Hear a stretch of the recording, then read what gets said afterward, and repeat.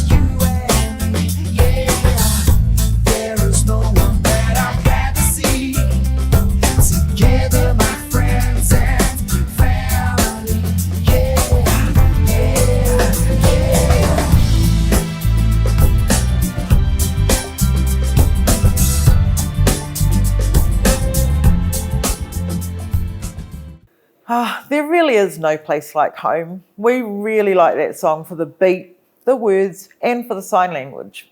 It was so neat to have it to promote New Zealand Sign Language Week. Rightio, now that we've been uplifted by a little music, we can move on to our next topic, which is setting the scene. Our communication needs to have purpose.